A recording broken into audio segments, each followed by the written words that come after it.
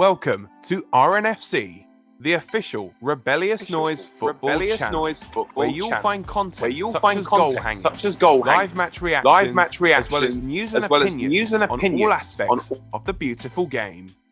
We will also cover some of the more cultural side of the sport, such as kit reviews, football nostalgia, and in-depth historical pieces on those who built the game that we love today. So win, lose or draw, make sure you subscribe before the full-time whistle blows.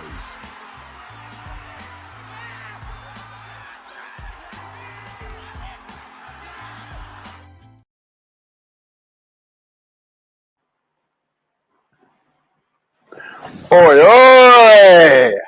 Woo! Oh, what's up? It's funny how we're all in red Oh, from the famous day, which it Red feels like Rebellious for Noise, our there we go. generation. I was actually contemplating whether to wear red or blue for the game today, but chose well. So for anyone obviously that doesn't know what's going on, we are the Rebellious Noise Football Channel, and we are here to talk England versus Germany at Euro 2020. And boys, I think Vinny has got it completely right here. It's coming home. Yes, it is. It is. It's got to be now, isn't it? Oh, Well, at least to the final, but we'll get there. So England, as we know, have they've beaten Germany by 2-0. And what did we think of this? What did we think of this game, boys? Exactly what it needed to be. My biggest fear was going to extra time, not penalties, extra time, and then nicking it in the last 5-10 minutes. You know, a little bit like Croatia sort of thing. But for me, it was, I wouldn't say the perfect game because there were definitely problems and things we can improve on. But 2-0 against Germany. Yeah, it's once in a lifetime sort of thing, in like playing at Wembley, knocking them out. You know, let's enjoy it. Yeah. Look, I thought it was a game of two halves though. Like we can't, as much as obviously I'm so chuffed with the win. Obviously, we watched it. We'd actually watched it together. Yeah, it's weird looking at this. But now we are separate. We've gone back to our own residences. Well, Scott's elsewhere, but anyway, we watched it together, and the atmosphere in the pub we watched it in when England scored the first goal, my God, it was just through the roof. And obviously, the goal was coming quite late as well. England's very tense team to win, but we did, like you said, we did what we need to do. Today, I think today I said last time on this review thing, I said the next game we need to be getting these 2 goals, just to prove to people that we're not just going to sit on the 1 goal kind of thing and let that kind of go. Because they get better against a team like Germany, who, although not playing the best today, they did get in there. You know, they did get a couple of shots there where it's just like, or got a couple of nice plays in there where you're like, oh, okay, there is a vision there at least. But yeah, and I'm really chuffed with the English team today. I think just wow. Yeah, I think we played quite well actually. I mean, as you can see, like from the bottom of the screen, we've got the starting lineup going across the bottom. I think there was a lot of people were actually saying about the team it's really defensive, and a lot of good teams are built on a solid defense, and you can't lose games without conceding. You can't lose a game if you don't concede goals, and this England team are not conceding goals. Not one. And that's a good point what Luke said as well, getting that second goal, because up until that point it was again Sterling 1 goal. As much as I'm happy to see Sterling get his goal, it was another game of Sterling got 1 goal. But I think I think this game broke the mold for so many things, right? Same as like when you look at 2018, to beat Colombia in a shootout, it was such a big deal, and it pushed us on. Obviously, we didn't go all the way, but I feel like this could be that kind of thing as well. We finally beat Germany in a knockout game. Obviously, the 5-1 we remember from 2001, that was great, but it was it was a qualifier for the World Cup, so it's not exactly in glitz and glamour as a knockout game is. So like to get a game like this and not just be the 1-0, get 2 goals. Harry Kane finally gets his, so I feel like it's done a lot. It's done a lot for the England team. We finally beat a big team, number one, which we didn't really do in 2018. We beat a big team. We beat Germany, who have, they battered Portugal. They might not have done so well in the other games, but they battered Portugal. And then, we've done that. Harry Kane's got his goal. We've got our second goal. We still ain't conceded. I think it's positive in so many ways. And talking of Harry Kane, we've got a comment here. Nice of Harry Kane to turn up eventually. And it's definitely coming home, boys. Smile, lads. Come on. Yes. Vinny fact of the day. The 3 lions on the shirt aren't actually lions. They are leopards. And when we beat Germany 5-1, it wasn't a qualifier. It was a friendly. Was it just a friendly? I thought it was a qualifier, at least, for the World Cup 2002, was it not? I thought it was a World Cup qualifier because then the return game was the last game at the old Wembley. Yeah, I think it was one. So, mine too. We'll let it slide. Yeah. So anyway, but yeah. So I mean, just touching back on the team. So obviously we reverted to a 3 at the back. We've gone with 4 at the back throughout the whole tournament. John Stones playing in the middle alongside Harry Maguire and Kyle Walker. Now, Maguire actually picked up man of the match. Now, I thought defensively, we were absolutely immense today. Jordan Pickford was in incredible form. Now, I have slated Pickford somewhat at times, just saying like he's a bit rash, but I think this tournament, he seems like he's maturing so much as a goalkeeper, and some of the saves he's pulling off. Like, I just feel like he's different for England. It's weird. Yeah. 2018, he was amazing then as well. Again, the Colombia game. How good was he in that? Like Everton, he's quite rash as a keeper, but I feel as though, he's got that strong defence in front of him. I thought Walker complemented Stones and Maguire well. Obviously, Trippier and Shaw as the wing backs.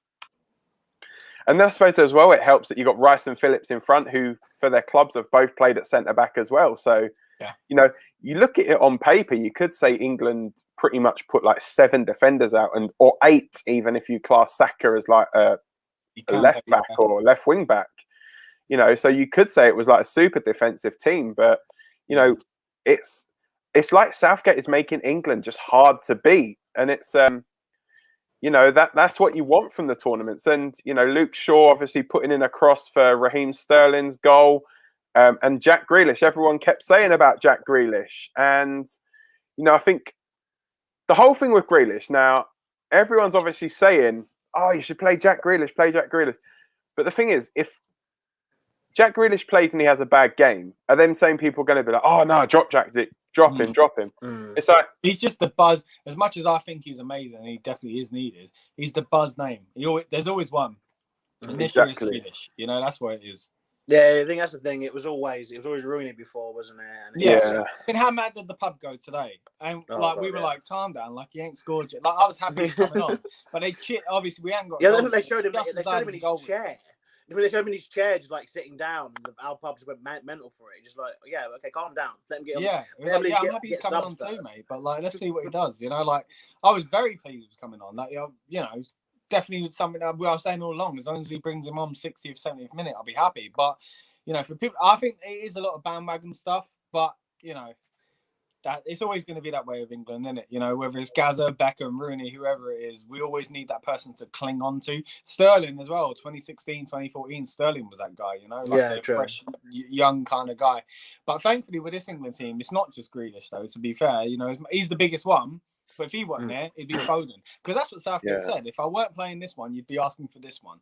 And Sancho's been at the past few games, So, which I'm very surprised he didn't play today, just because he knows them, they know, well, maybe because they know him, I guess. But this was the game for him, I felt. So that's a bit concerning. £100 million player about to go to Man United, it looks like, and he doesn't get picked for England. That's a bit weird. And he was actually the one player that Jurgen Klinsmann was saying that the Germans were fearing, because obviously, Sancho playing in Germany, I think it was like 20. I'm not sure which way round it was. It was, I think, 20 assists and 16 goals in the Bundesliga. Now, that's no like easy league to be scoring 16 or 20 goals and assisting. And to think that he's not playing, and I think as well, like, a lot of credit has to go to Bukayo Saka as well, because I think a lot of people probably wouldn't have necessarily had him down as one of the starters. They were probably thinking, he's not going to make the 23. He'll be one of these players that will just sit on the bench and just come on like when we've won a game. But I think he has really matured into an England shirt the last couple of games. I think that's the thing. As an Arsenal fan, that's the thing that every Arsenal fan has been going, why is everyone shocked? Like, we told you this. But we were so poor this year that everyone's like, oh, it's easy to stand out in that Arsenal team. But everyone, all the Arsenal fans are going, no, seriously. He's really good. But everyone's like, no, but, you lot are crap, so he looks really good. But it's like, no.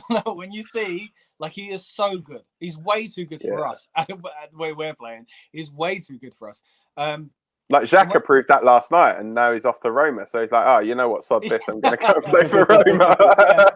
But no, seriously, he's such a good player and humble, and he's got so many years to get ahead of him, and all the position he fills in, he always does a good job. And he carried our team. The only time that he weren't that great last year is because he was tired, because he'd carried our team for 3/4 of the season, Yeah. So, and he weren't bad. He was just not as good as usual, sort of thing. And I'm so glad people are seeing how good he is. I'm glad he started today. I was a bit disappointed when they took him off for Grealish, because I was like, we need more attackers on, not like for like. I think he should have split it up. But then again, it worked. Southgate knows what he's doing clearly. But I'm really pleased to see what he's doing. Like I said, it's easy as a fan, like you, Dan, for example, Luke Shaw. All about Luke Shaw. Everyone's talking about Luke Shaw. You're like, yeah, definitely get him in the squad, because you've seen what he's done, week in, week out. And that's what it is like when you have and trust me, Arsenal got few and far between of players that can go international level, let alone England. But he was a player, like I said, all along. I knew that if he got his chance, people would be shocked. And I think the last game, obviously, Czech Republic, he did that. But this game, I'm just so pleased that he did very well. Although he didn't get the goal and he wasn't on the pitch when the goals came in, I felt like we were only going to score. If we scored, it would be because of him. That's what I felt like for the first half, at least. Obviously, the second half, like Lucas said, didn't start so well. But first half, it was insane. And then just quickly going back about the team thing, Matt Ball, Walker being used at centre-back really helped us utilise the wing-backs. Yeah, agree. Yeah, I feel as though, he's got the pace to play there. And I'm guessing this was in response to this comment. Obviously, Lucas, you'll know Vinny being a Tottenham supporter. What Matt Ball knows about whacking right on a pinhead. No. I mean, look, I love and respect Vinny, and I love and respect Matt Ball, to be fair. But I'm kind of more with regards to this tournament and how Kane's been. I think it is the strong kind of Tottenham love that's coming out with Vinny, because I don't know. If someone can show me something he's done prior to the goal, we can list, can we objectively list more than 2 or 3 things that he's even done in the entire tournament? Yeah, I know. He's sung the national anthem every time. He's turned up. He's put a shirt on. 2018, obviously Golden Boot, coming off the Premier League season he's had. And again, this comes from an Arsenal fan. I think he's amazing. He's such a great striker. I'm so pleased for him for England. But the fact is, he hasn't turned up. But has he had the service at the same time? But yeah. Obviously, we were saying this. It was that kind of that middle period of game where we were saying England, we just weren't getting the ball in the box. And then Dan said quite late onto the game after we got the first goal, I think just before the second one, it was that's what happens when you get the ball in the box. And it just we're still obviously sometimes playing that negative football, aren't we, where we're passing backwards. We're not taking those chances to get the ball in the box when we know that if we do, we've got the guys there. And like we said, we've got the subs there too, this is without obviously Rashford coming on today. We've got a lot of we've got a lot of talent kind of on the on the pitch and on the bench. I think obviously Kane, today, there was another opportunity, I think, came very early on, I felt, where he could have just tapped the ball in. It was just before half time. Yeah. And he kind of just he was trying to get set, but I think it's very difficult. Should have just hit it left footed, isn't it? Yeah, I just think sometimes it's worth just a risk of tapping it in, because that's literally sometimes the goals these keepers don't expect. I think obviously the big save we saw, came from those shots that you wouldn't expect them to save in a weird way. But these little taps every now and again, these taps in, back heels here, the goalkeepers, I don't think they're always ready for those, because it's just obviously how it works out. But yeah, I mean, in terms of today, I think Kane's performance was better.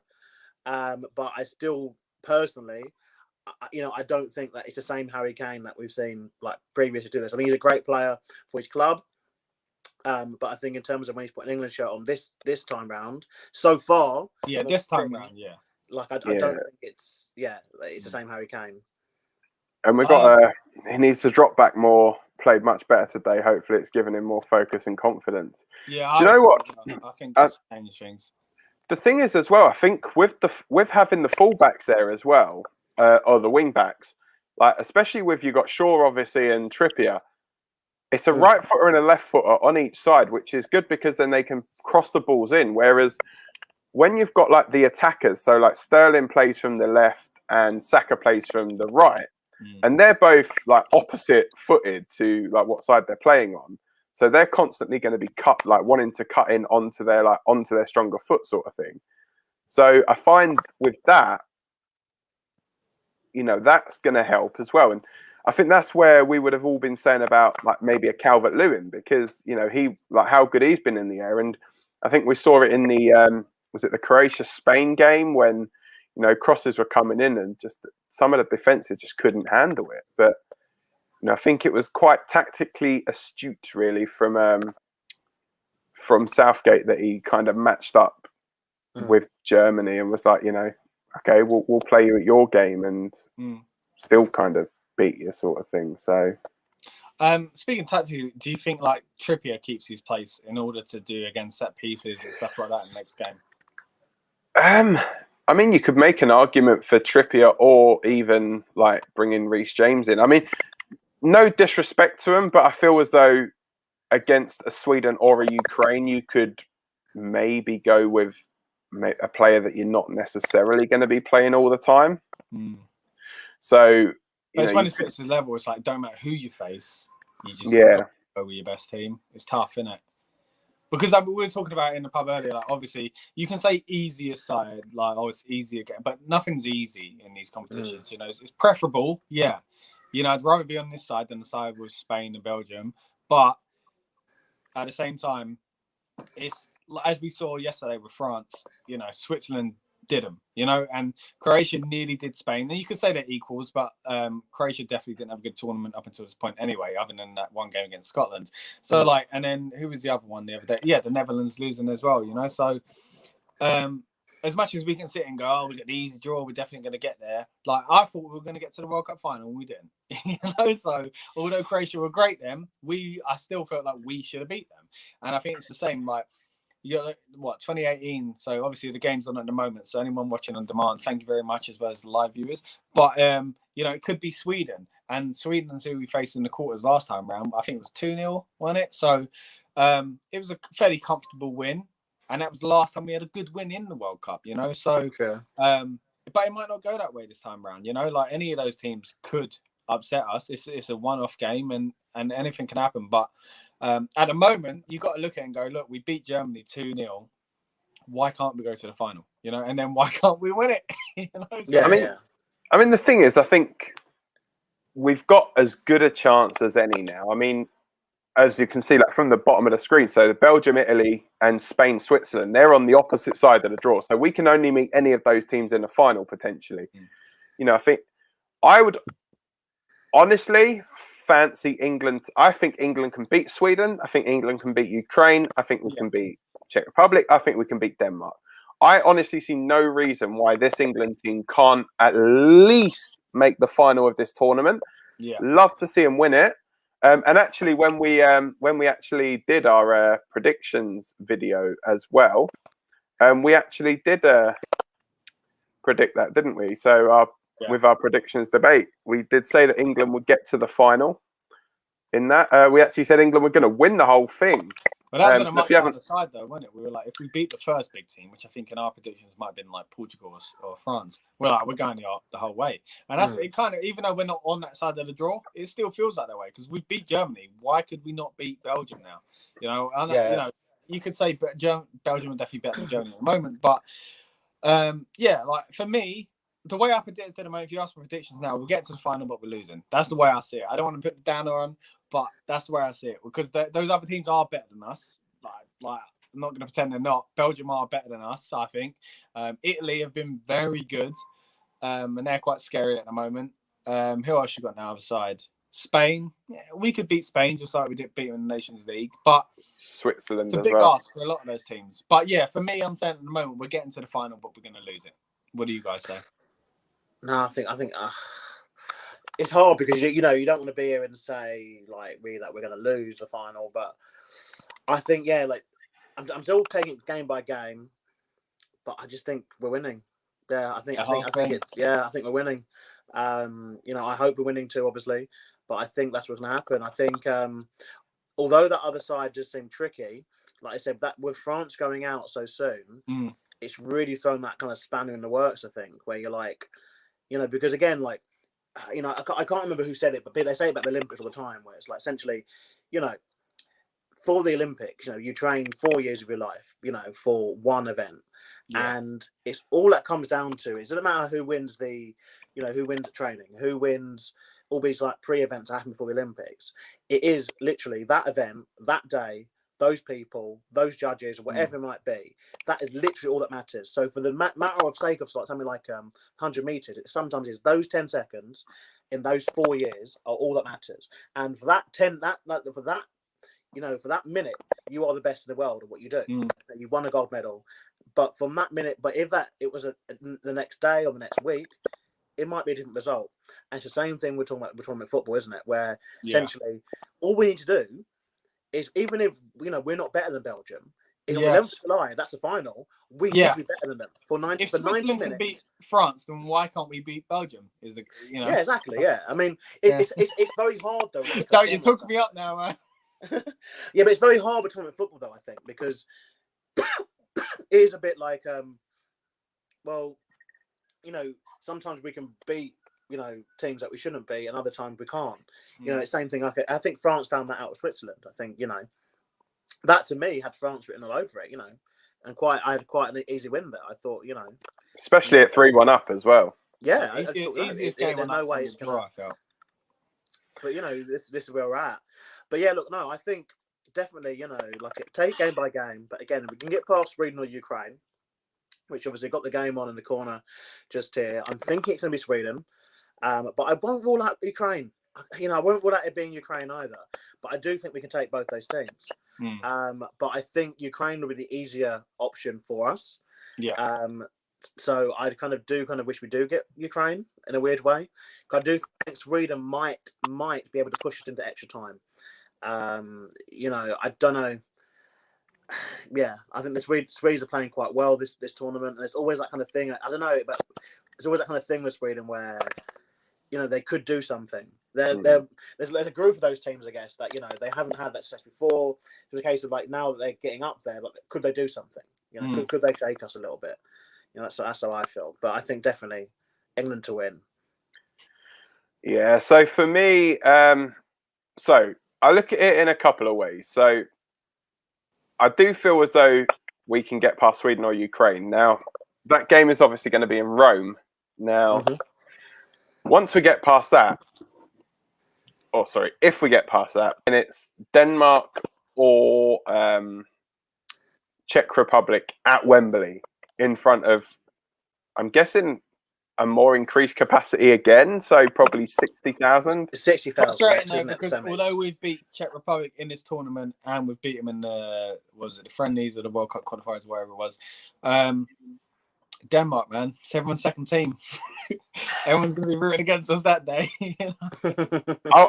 The way I look at it, I'll be rooting for them until they come up against the mighty Three Lions. Yeah. But the way I'm looking at it, okay, so I feel as though if we get to the semis, then obviously I think we'll get past that at Wembley, 60,000 fans. You're going into the final. Now, I think I'm right in saying it would be the first time England would ever make the final of the Euros. Yeah. So you got to think, okay,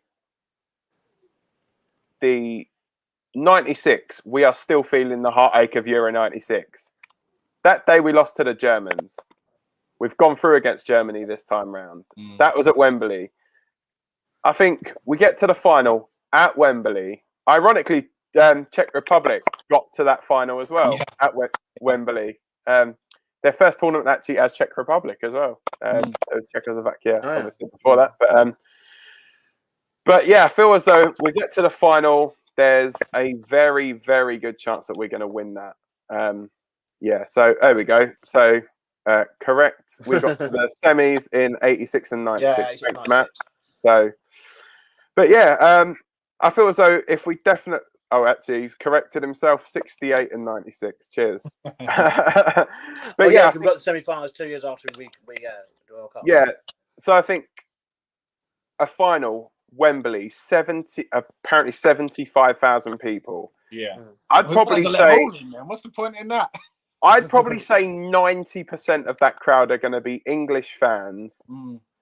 They are literally going to will England on so much. And I feel as though the players are going to just literally pull it out the bag. And I think England could well do it. Again, it all depends who we come up against them. And it's now 1-0 to Ukraine. Sorry to cut you off there. 1-0 to Ukraine. As we're talking, 27 minutes played of that game.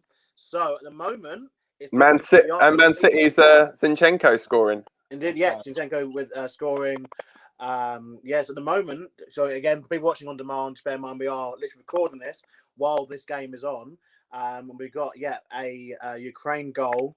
All really nice cross. Yeah, really nice. Keeper should be saving that. Keeper had no chance of that really. From the off the left foot, I believe. Yeah, got his boot. He put his boot through it, and that was it. He got a touch to it. To be fair, I think he should be saving that really. But match being played at Hampden Park as well. So yeah, Britain. You know what? As well, the next game is written not just in the stars, but in the previous songs. And then One Night in Rome. It's perfect. We're gonna do. We're gonna. And then One Night in Rome, we were strong. We had grown. I'm trying to think what we could do now. And now I see that tackle by Rice, and when Harry Kane scores. Yeah. And who's belting the ball then? Fucking Pickford, mate, down the pitch. Just into the stands when we're 1-0 up. But yeah, I mean, look, we've said already we fancy our chances against Ukraine or Sweden. So I mean, if it's Ukraine, I said a minute ago, I think it's an easier game for us. A game which I think we can win in the 90 minutes quite comfortably, I'd say. Yeah. But you don't want to be thinking, oh yeah, we can rest players, we play our B team, and then semis even harder, you know. But you don't want to be disrespectful. But at the same time, you think, come on, realistically, we're not facing Italy. You know, so we should be, like you say, we should be able to do that. We should be able to rotate, which sounds mental in the quarters. And it's probably that very English thing that people are looking at going, oh, England fans thinking they're going to do better than they're going to do. But, it's one of those on paper things, isn't it? On paper, we should beat both of those teams. And on paper, our B team should beat both of those teams. It's probably not going to be that simple. But, well, we'll see how it goes. And Zinchenko now has an identical record at this tournament than as Harry Kane. Played 4, scored 1. Oh. We're all close to that stat, mate. I'll tell you something, though. Seb Larsson's almost scored a worldie for Sweden. Hit a free kick from about 35 yards. Nearly caught the keeper out. But, yeah. So yeah, I mean, obviously, if you do want to watch the game, you can watch the game. But if not, we'll give you some commentary from it. So we should start doing commentary for other games. Yeah. But anyway, I think we are looking very positive in the tournament. It's nice to actually be positive about an England performance. I mean, if we'd have sat down and done these at half time, this would have been totally different because we'd have been like, oh, here we go. We're making it hard for ourselves. And we were making it hard for ourselves up until the 75th minute. That goal just calmed us down. Was worrying, weren't it? First 45, I felt comfortable. As soon as that whistle went, I thought, oh, wait a minute. I mean, I was literally screaming, why is he not bringing a sub on? At like 60 minutes, the game was going nowhere after 60 minutes. But, tactic, it seems. It's working. And the thing is, people said, obviously, as we say, the starting lineup, people were saying, oh, it's very defensive. It did the job.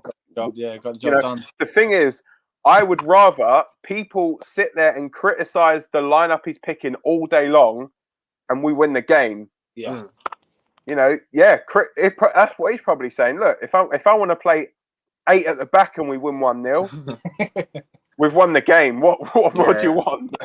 Yeah, true. And I think if you see Gareth Southgate with that trophy come July the 11th, then I don't think anyone's going to care that he's played 3 at the back against Germany. I think it's gone beyond the point of like wanting to play pretty football. Like we've got. It's weird though because we've got like the best chance of playing pretty football because of the talent we've got.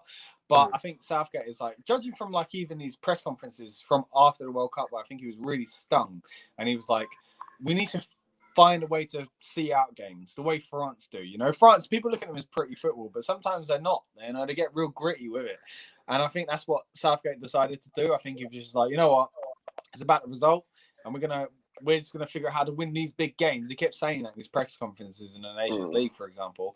And I think that's what he's focused on. So I think a lot of people are clamoring for all these star players and whatever else. And I'm the same. I want to see Grealish and Foden, whatever else. But at the end of the day, if it gets the job done, the fact is we haven't conceded a goal. We haven't conceded a goal. Like that is mad. And that's with changing up the defense. We've changed our fullbacks.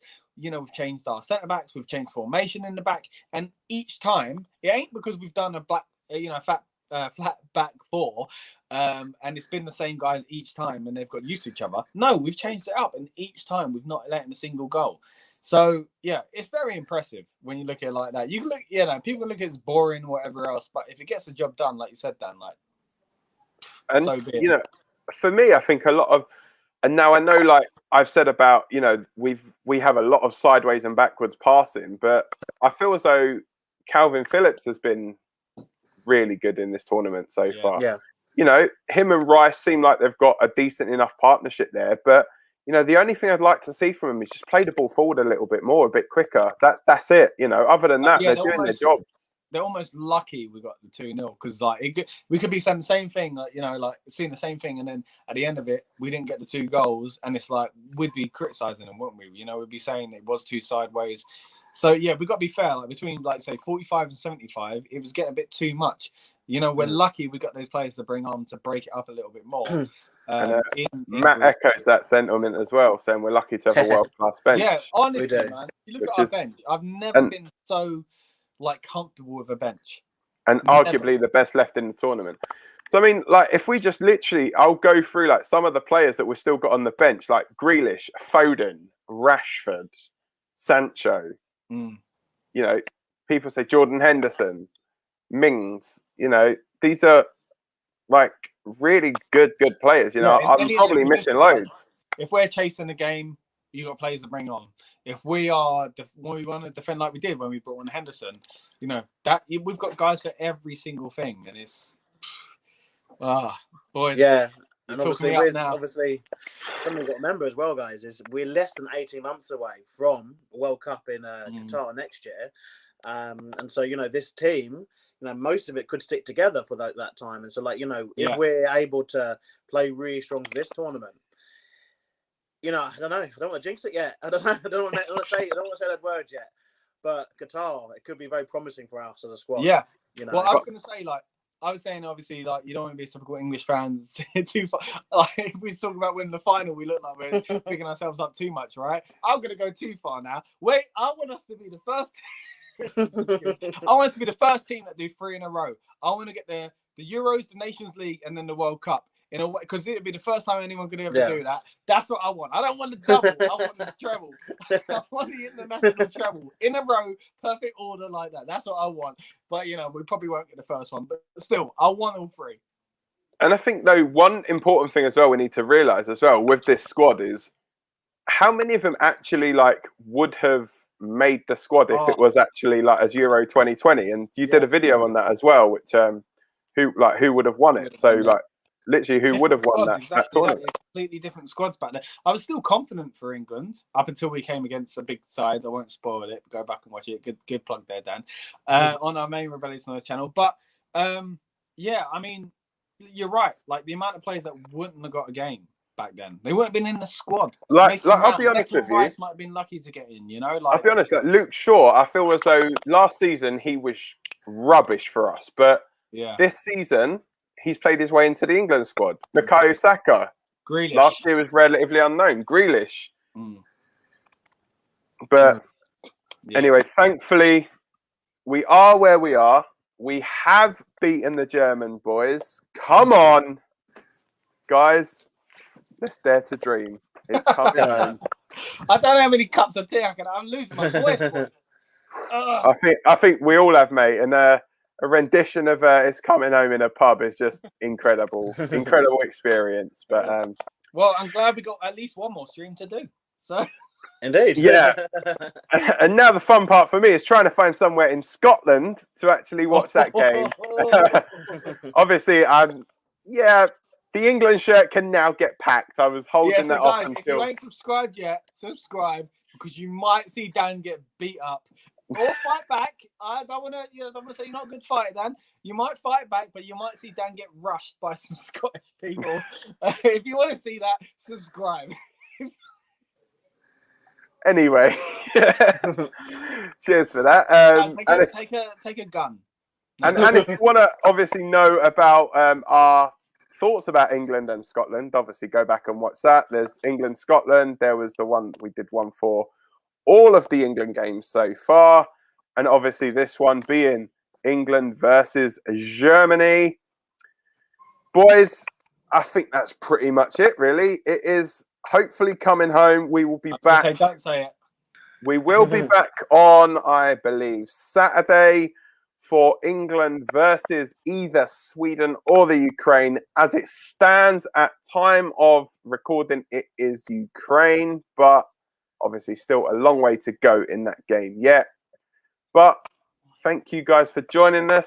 Thank you for watching, guys. Even if you're watching us on demand, don't forget to leave some comments in the comment section down below. Don't forget to like, share, and subscribe to Rebellious Noise.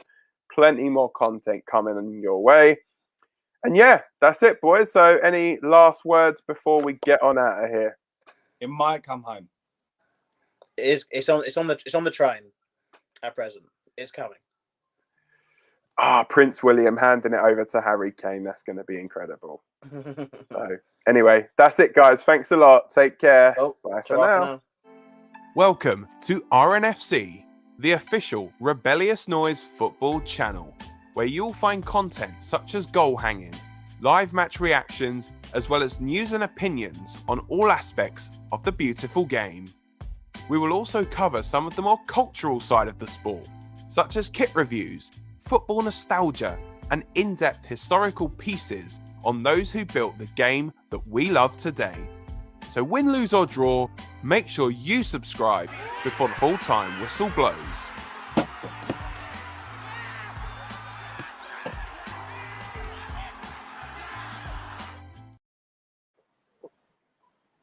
I'm just going to... Hold on.